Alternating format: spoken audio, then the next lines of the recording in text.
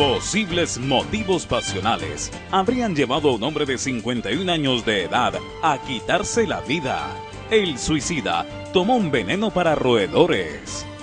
Desde el aspecto psicológico, conozca cómo identificar a una persona con comportamientos suicidas en nuestra emisión de hoy. Informe especial. ¿Por qué los delincuentes quedan en libertad días después de haber sido capturados? Los procedimientos policiales indebidos pueden ser factor fundamental para que la judicialización de un delincuente se obstaculice. 491 familias quedaron por fuera del programa de pagos Familias en Acción. De acuerdo a la coordinadora, tienen muy alto el puntaje del Sisbén. Las noticias de hoy con Alejandra Hincapié. Y en los deportes, Héctor Alberto Palomino. CNC Noticias lo informa con la verdad. ¿Qué tal? Buenas noches, bienvenidos a CNC Noticias. Hoy es martes 28 de octubre de 2014. Aquí comenzamos con la información. Un hombre de 51 años decidió quitarse la vida tomando veneno para roedores. Al parecer, motivos pasionales lo llevaron a tomar la fatal decisión. Hacia las 10 de la noche, Guillermo León Salazar Monsalve decidió tomarse un veneno para ratas conocido como sicario. La fatal decisión la tomó en su propia vivienda. Al parecer, la separación con su pareja y una discusión con su hijo de 12 años lo motivaron a quitarse la vida. Unidades del Cuerpo de Bomberos trasladaron al hombre a la IPS municipal. Él mismo les manifestó qué se había tomado y por qué lo había hecho. 5 horas después, y pese al esfuerzo hecho por los médicos, Guillermo Salazar falleció. Salazar Monsalve era agricultor, oriundo de Amalfi, Antioquia, y actualmente residía en el barrio La Primavera. El pasado domingo en horas de la tarde, también un joven de 18 años intentó quitarse la vida al consumir de igual forma veneno para ratas. Lo hizo también en su propia vivienda y fue trasladado a un centro asistencial por sus familiares. Y es que el suicidio puede calificarse como un acto de cobardía, pero también de valentía. Sobre el tema hablamos con la psicóloga Deisela Castrillón, quien explica un poco las razones por las cuales una persona puede tomar esta fatal decisión. Un saludo muy especial para usted y para todos los televidentes. ¿Qué hace que una persona llegue a tomar la decisión de suicidarse? Muchos factores, especialmente los emocionales. Y si vamos a un recuento biológico, evolutivo del ser humano, emocional, los seres humanos en la primera etapa de la niñez y la adolescencia desarrollamos algo que le llamamos tolerancia a la frustración. Y es aquello que a la medida que vamos creciendo nos enseña que no todo va a salir como nosotros lo planeamos, que no todo es como nosotros siempre quisiéramos que fuera. Y los padres, los adultos son los que tienen realmente allí alta relevancia en la educación y la formación de estos niños y adolescentes que van a comprender que hay cosas que le van a generar mucho dolor, que van a sentir impotencia frente a algo, pero que definitivamente deben aceptarlo, deben aprender a vivir con esa situación, a perder tal vez la amistad con un amiguito, a perder un juguete, a que el papá y la mamá no le compran todo lo que ellos quieren, etcétera. Eso es de la parte básica primaria. Pero en la medida que vamos avanzando, obviamente nos tenemos que enfrentar a situaciones mucho más complejas. En la adolescencia, en la edad adulta muchísimo más. Son todos los aspectos emocionales, económicos, espirituales, familiares y laborales. Muchas personas realmente enfrentan esa situación desde una manera muy madura. Perdí esto, ese trabajo lo perdí, me puedo conseguir otro. Perdí esa relación amorosa, tal vez me recupero, puedo buscar ayuda y efectivamente puedo vivir sin esta persona y tal vez empezar una nueva relación de pareja. Y en fin, todas situaciones que le permiten a la persona adaptarse a las situaciones que no le gustan y que le afectan.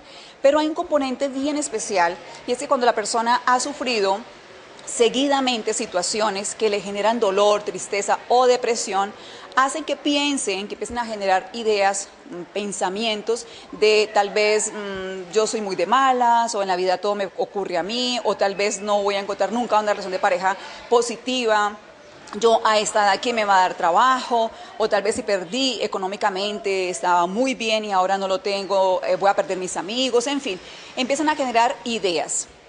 Desde la parte cognitiva, allí está realmente el aspecto fundamental. La persona empieza a idear pensamientos negativos acerca de la situación que le está sucediendo, piensa que no tiene remedio, que no va a poder salir de esa y cada vez el mundo se le va achicando, cada vez más.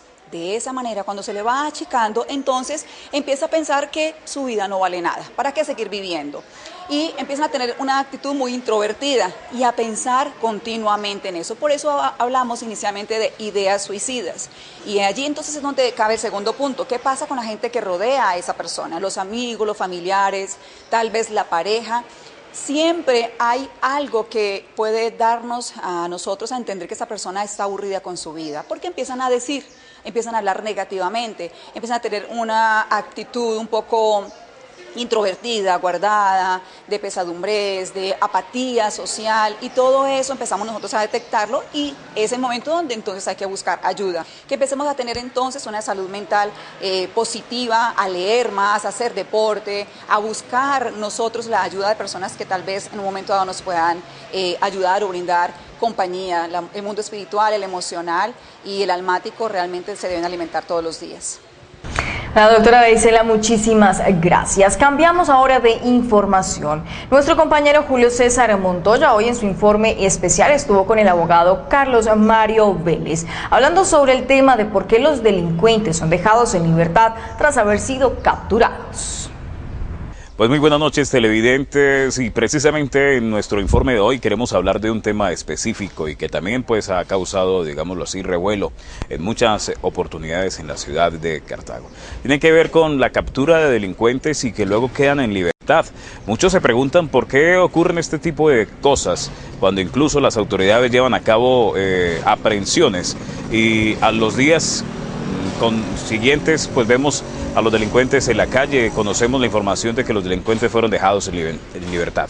Para eso hemos querido consultar a un especialista y hemos llegado hasta el abogado de la ciudad de Cartago, Carlos Mario Vélez, especialista en Derecho Penal. Abogado, bienvenido a CNC Noticias y gracias por estar con nosotros. Muchas gracias, buenas noches a toda la audiencia de CNC Noticias. Bueno, abogado, ¿por qué en la vida cotidiana vemos cómo la policía captura delincuentes, pero al momento de llevarlos ante un juez, ellos quedan en libertad? Bueno, primero que todo hay que explicarle a la ciudadanía que todas las personas tenemos derechos, tenemos garantías, sí, que la misma Constitución nos ha dado. En el caso cuando capturan a un delincuente, sí, por muy delincuente que sea, pues también se le deben respetar unas garantías constitucionales, sí. Es en este caso donde nuestra Policía Nacional, sí, se debe capacitar muy bien para hacer bien las capturas. Es, por ejemplo, cuando una persona se captura, lo primero que se debe hacer es leerle los derechos del capturado, como son que tiene derecho a guardar silencio, que cualquier cosa que diga puede ser usado en su contra, y que tiene derecho a un abogado que puede ser defensor público, o si no, de confianza. Entonces, en ese orden de ideas, cuando capturan al delincuente, ¿sí?, y por cuestiones del momento de pronto no se le hace firmar un acta de buen trato, se saltan estos protocolos que acaba de decir, al delincuente cuando se lleva a la primera audiencia, que es la legalización de captura, porque recordé, es de analizar y contarle a la audiencia que la persona cuando se captura se le hacen 3 audiencias, que es el llamado triple combo. Lo primero que se hace es que se le legaliza la captura, ¿sí? Como su nombre lo dice, se mira que la captura se haya dado con todos los protocolos y que no se le hayan violado garantías constitucionales. La segunda es que se le formula la imputación, se le dice al delincuente por qué delito se está juzgando, ¿sí? Se va a investigar para ver si acepta o no. Y la tercera es que se le da una medida de aseguramiento siempre y cuando la persona lo amerite, ¿sí? Que sea de pronto un peligro para la sociedad, que sea un peligro para la víctima y que se asegure que esta persona va a seguir compareciendo a la audiencia. Entonces, en ese momento, cuando la policía captura al delincuente y lo lleva a la primera audiencia, el juez constitucional, que es el juez de control de garantías, lo que hace es que pondera y analiza que a ese delincuente se le hayan garantizado todos sus derechos, que no se le haya violado ninguna garantía constitucional, y ahí legaliza la captura. En el momento de que el juez encuentre que no hay una situación, que hubo una situación donde se le vulneró una garantía constitucional a esta persona, pues se declarará la captura ilegal y automáticamente la persona quedará en libertad, ¿sí?, por un mal procedimiento. Que es lo que hemos visto en muchas ocasiones, ¿no?, que esto ocurre. Claro, en el momento de hacer la captura, ¿cierto?, muchas veces hay 2 capturas, ahí está la captura administrativa y está la captura en flagrancia.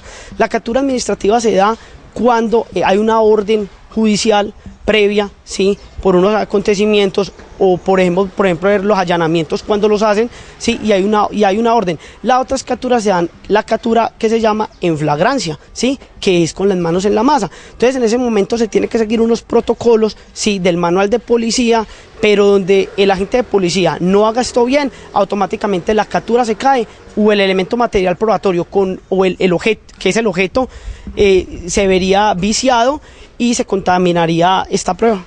Bueno, abogado, hablando de este tema, ¿cuál es el alcance de las funciones de la policía? Porque vemos muchas veces cómo la policía se extralimita precisamente en sus funciones. Bueno, sí, también es importante aclararle a la ciudadanía que la policía tiene dos funciones. Tiene una función netamente que es preventiva. Como su nombre lo dice, necesitamos prevalecer el orden público, ¿sí? Que se mantenga el orden público en la ciudadanía, ¿sí?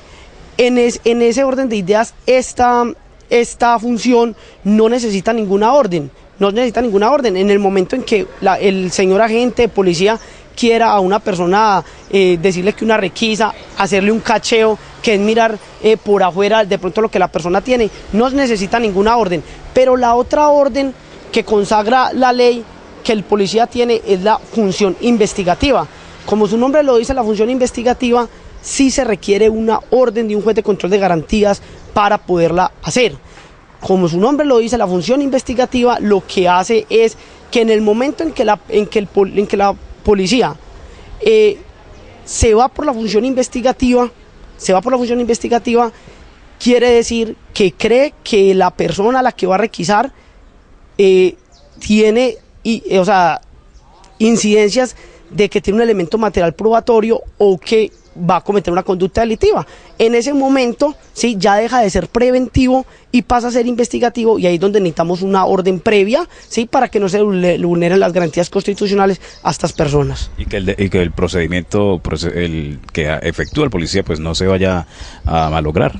Claro, sí, porque supongamos, en este caso, si el policía, por ejemplo, para una persona y cree, por ejemplo, que en el bolso tiene un elemento material probatorio, lo primero que tiene que hacer es pedirle permiso, decirle, señora, dama, caballero, por favor déjeme requisar su bolso, porque si en el momento en que el policía, sí, no pida autorización y actúe automáticamente y llegan a encontrar un elemento material probatorio, pues ese elemento material probatorio se obtuvo violando una garantía constitucional como el derecho a la intimidad, y en la legalización de captura se puede caer la captura porque no se hizo con una orden previa. Bueno, televidentes, básicamente lo que queríamos hacer aquí era precisamente aclarar el tema de por qué normalmente se presentan liberaciones después de que se efectúa una captura. No tiene que ver nada con el asunto de querer ir a agredir a las autoridades de policía. No, lo que queremos es aclarar este tema y de que se tomen medidas preventivas a la hora de efectuar las respectivas requisas. Con la cámara de Jesús Dávila les informó Julio César Montoya Polo para CNC Noticias. Hacemos una primera pausa para comerciales y ya regresamos con más información aquí en CNC Noticias. Ya volvemos.